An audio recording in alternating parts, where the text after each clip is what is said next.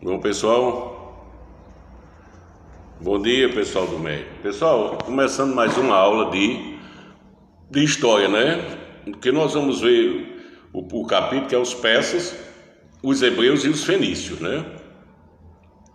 Os persas, eles dominaram, eles começaram a dominar aquela região do Planalto do Irã, ou seja, Mesopotâmia, na realidade, né? Inicialmente, eles possuíam um estado organizado, dominando os persas por volta do século 7 a.C., certo? Então, persa, a gente destaca o imperador Ciro, né? As conquistas militares de Ciro durante o seu reinado, né? Ciro conquistou a Mesopotâmia, a Síria, a Palestina e a Ásia Menor, né? E depois de Ciro você tem Cambises, né? Que é outro imperador, conquistou o Egito há 500 e tantos anos antes de Cristo. Sob a liderança de Dario I, os persas conquistaram a Anatólia, que é o ocidente da Ásia, né? E a Trácia, sudeste da Europa, e parte do leste da Índia, certo? E os persas, sem falar em Alexandre, né? Porque eu acho que foi o maior conquistador, né? Alexandre o Grande, ok? Eles realizaram uma administração, principalmente Dario, uma administração invejável naquele período, né? Onde Dario ele divide o império em províncias, né? Chamadas satrápias, e os administradores, eles nomeiam o administrador e sátrapas.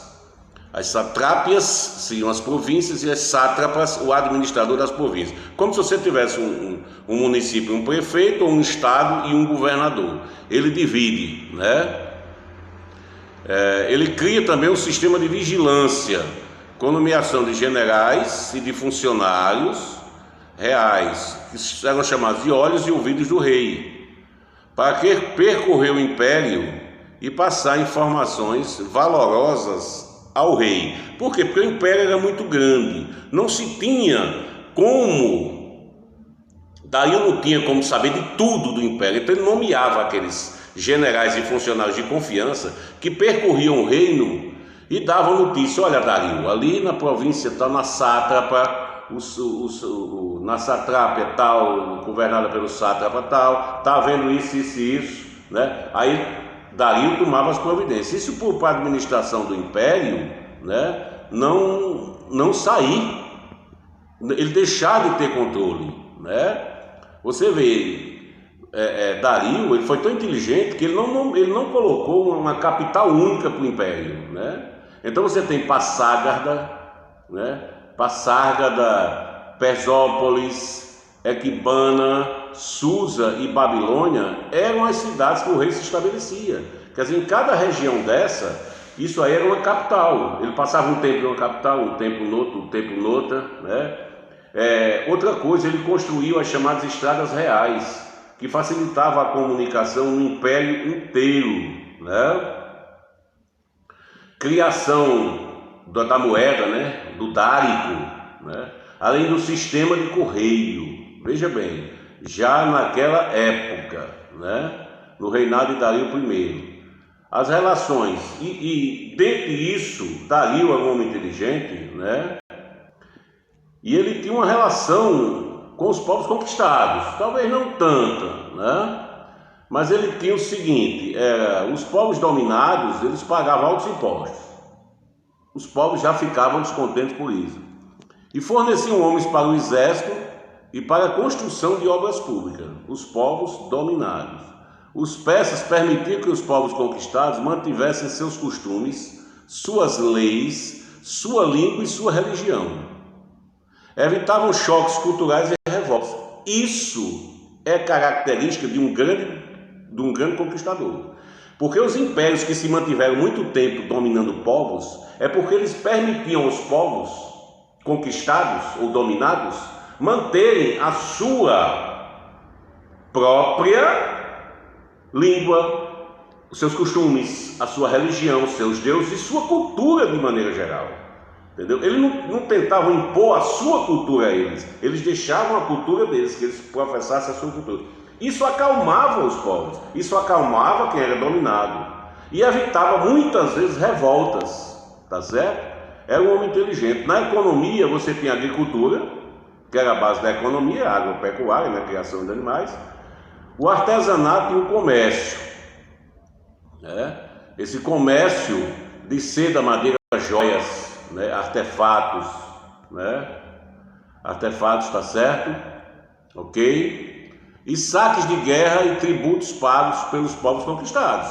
Então ele baseava sua economia em agricultura, pecuária, artesanato, comércio e saques de guerra dos povos conquistados. A sua religião, zoroastrismo, princípio dualista, né? Existiam dois, o bem e o mal, o zoroastrismo, né? Característica do Zoroastro, né? Então você tinha o dualismo, que era a Aura Mazda, que era o deus do bem, e Arimã, que era o deus do mal. Livre-arbítrio, que eles professavam, juízo final, ressurreição e eternidade no céu e no inferno, dependendo do que você acreditava. Olha, e não era uma religião cristã, mas eles acreditavam coisas de religião cristã, vida após a morte, já tinha, né? E o bem e o mal. Você vive uma dualidade neste mundo, correto? Então essa religião ela influenciou o judaísmo, o cristianismo e o islamismo, certo? A crise do império ele se dá em 490 a.C., né?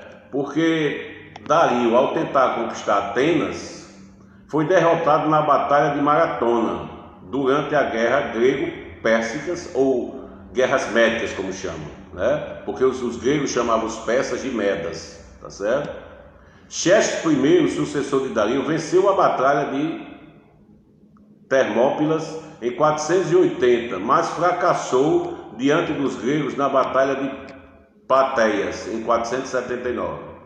Em 330 a.C., enfraquecido, o Império Persa foi conquistado pelos macedônios, né? Esses impérios, né, eles vêm e eles vão ao sabor das conquistas dos outros povos, tá certo?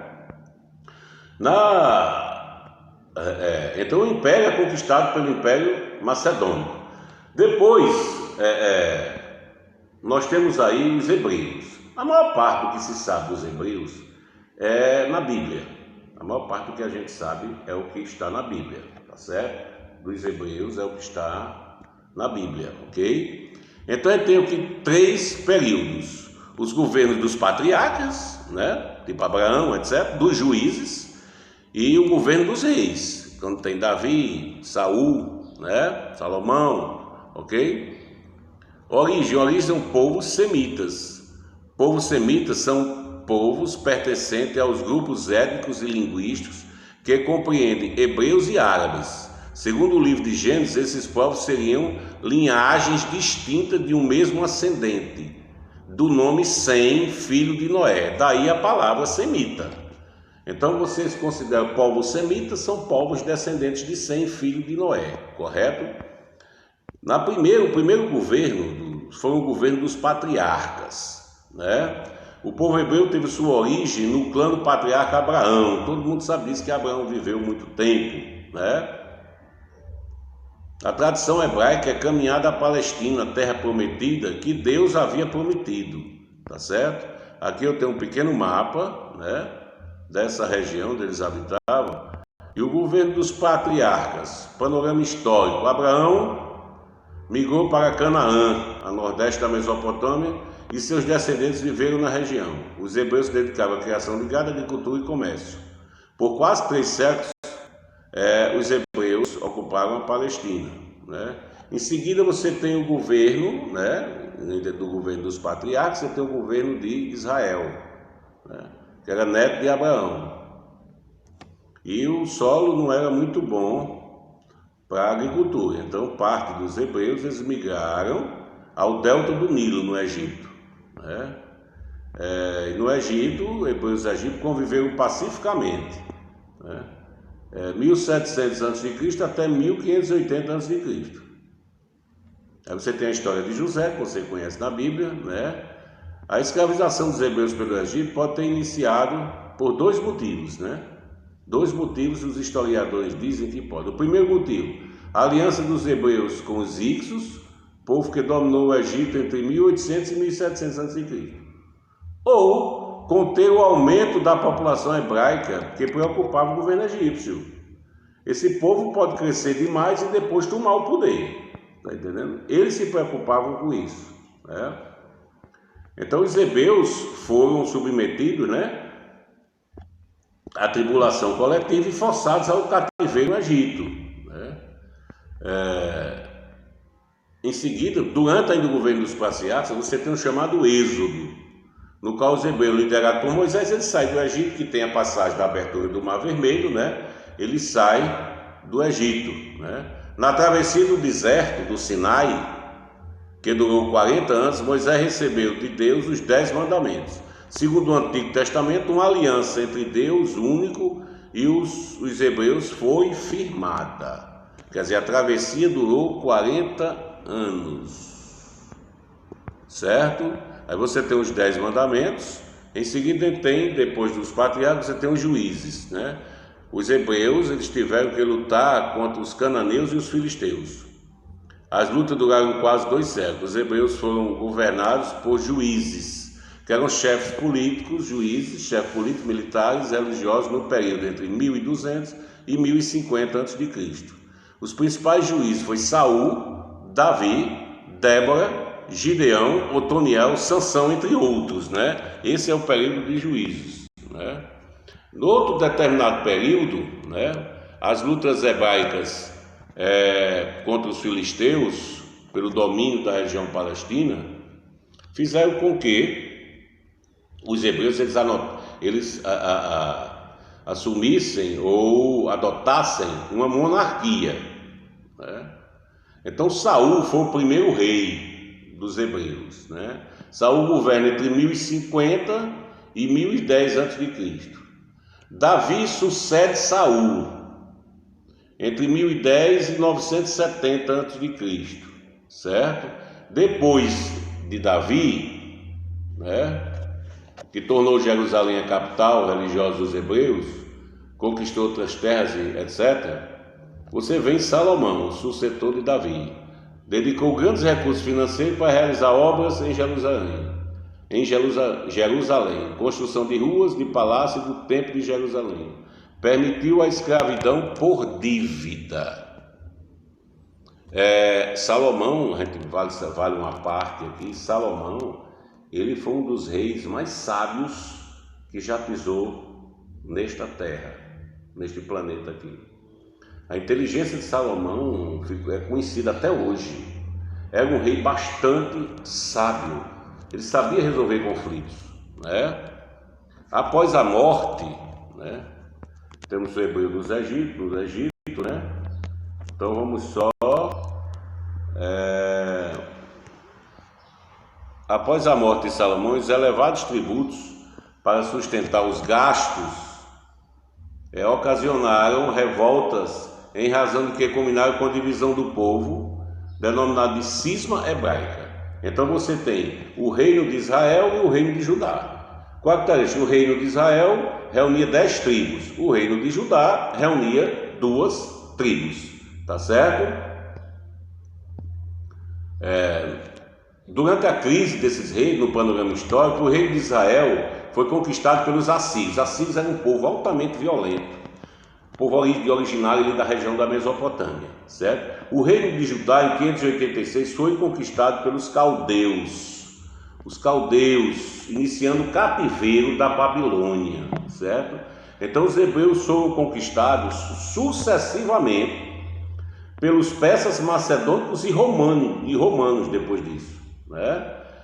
Aí depois você tem o fato da diáspora, que quando os hebreus foram expulsos da Palestina pelos romanos a mando do imperador Tito.